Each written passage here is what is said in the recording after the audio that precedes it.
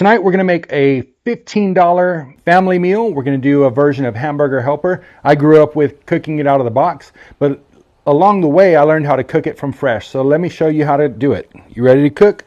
Let's go. First thing we're going to do is we're going to get our veggies prepped. I've got some bell pepper here, so we'll go ahead and dice that. And I have some red and some yellow and some orange. I think for tonight we're going to use the red and the yellow to get started in this one. I am cooking live and recording it, and we'll put it on my YouTube channel after I finish the demonstration. So the first thing you want to do is you want to cut them into little strips. This would be a julienne cut. And then in order to dice it, you want to turn and cut the opposite way. And then we'll cut up some onion. What we'll do is we'll cut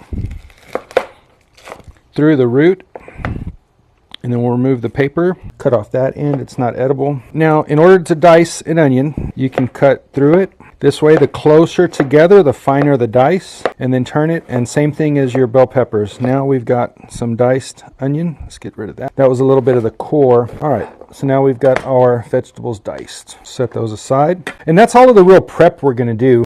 You can buy those vegetables already diced at the grocery store. Now we'll set up our cook surface. We'll go ahead and get that guy lit. Let's lock in the canister. All right, there we go. We'll get that hot. I'll bring you over here, back behind me on the grill. I've got some water boiling. Now we're going to use corkscrew pasta, and we'll just cook that. My water is already salted and boiling. We want to boil this one for about 10 minutes.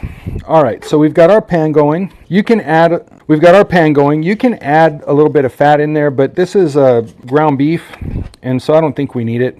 We'll just go right in with it. I have a little bit of beef broth here. We'll add that in. That'll help me to kind of loosen it up. Now, y'all know I like to go in and use my potato masher. I love to use my potato masher for this because I think it gets it a really good, nice, fine texture. And now we're just going to cook that through. So we've got our pasta boiling, and we've got our meat boiling, or we've got our meat starting to cook over here. I got the flame all the way on high over here. There we go, now I can hear it. At this point, I'm going to go ahead and add in some salt, some black pepper, and I'm going to take this one in a fajita seasoning way. So we've got a little fajita seasoning. Doesn't matter what brand.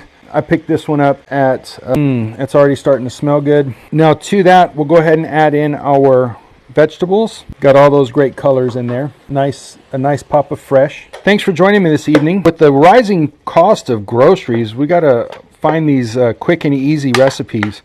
Growing up, we had Hamburger Helper out of the box every now and then, and you know, those are always good, but I think it's better if you make it fresh, and so that's what I'm going to do here tonight. We'll get that guy cooked up. So far it's been about 6 minutes, and this will probably take about 10 or 12. Same thing with the noodles over here. I'll bring you back over here. We'll get in here and make sure that they're not sticking to the bottom. The shape on that is cavatappi. It's a corkscrew. And right now, as you can see, take you in a little bit closer, it's all cooking along. So the meat is browning. It's releasing, the fat is rendering down, and the vegetables are able to cook down in that. They're able to saute in there. And we'll let this cook a little bit, and then we'll start adding in our next round of ingredients, which is going to be some tomato sauce, tomato paste, and then we'll go ahead and drain that pasta, add that in with our remaining broth, cream, and cheese. So not a whole lot of ingredients, but very impactful ingredients, full of flavor. The meat is already almost all the way cooked through. We added a little bit of broth in there, so we got a little bit of water from that. We've got some of the water from the meat, and we got some of the natural fat that's coming out too. It doesn't look too heavy. Now you can choose to drain this off if you want it real clean, or you can leave it in. I think I might scoop some of it off just to keep it a little bit cleaner. Get all of those vegetables down in there. And I wish I had smell-o-vision, guys. This is smelling nice. I can see that the vegetables are starting to cook down. The onions are getting translucent, as are some of the bell pepper there. All right, give me a second. I'm going to go and drain this pasta. All right, so our pasta is cooked and drained. It's kind of par-cooked. I didn't cook it all the way through because we're going to finish it over here in the pan up here. Got a little bit of fat over here, so I'm going to drain off some of that. Just pick it up with a spoon.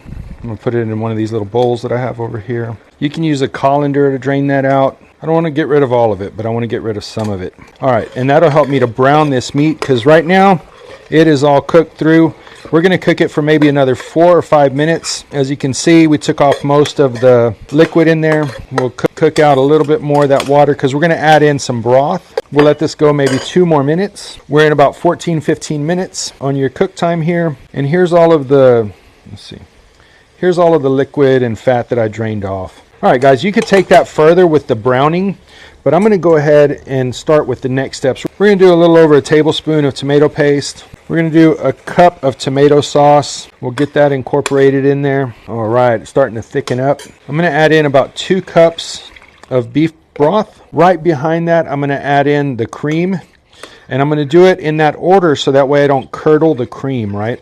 And then we're going to add in that pasta. The pasta has been rinsed and drained. Now we're going to stir it all up because we want that pasta to finish cooking into this liquid. And you can put your lid on and let that cook for another 10 minutes. You want to stir it occasionally. And this is looking good, guys. It definitely looks better than the box. I'll tell you that, because you got all that nice fresh in there. And fresh is the best, right? Let's send you back down and take a look at the pot. Boom, there we go. Now let's stir that up. Yeah, see how the pasta is picking up that sauce? Man, that is awesome. Let's go ahead and add our cheese. This is about 2 cups. I'm going to put the lid on there, and we're going to let it go for another couple of minutes and give it a stir.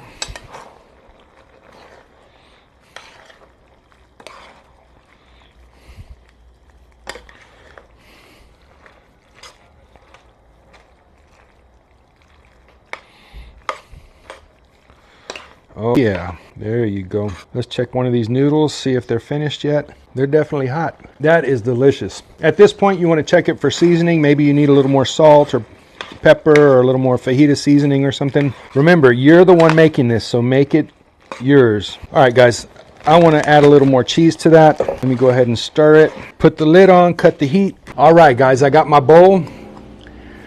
Our dinner is ready.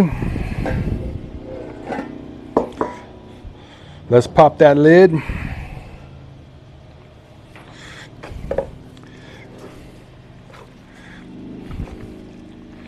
Stir it up. Serve it up. Now you could add a little bit of hot sauce in right here. That would be delicious.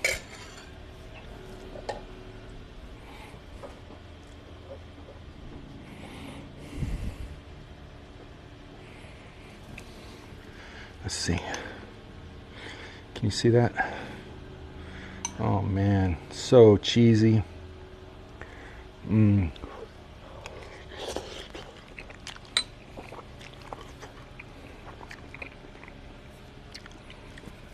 that's delicious. I hope you get a chance to make this recipe. Look out for my YouTube video coming up. I'll just have to edit it down. And we'll see you soon here at the Chef's Backyard. Much love.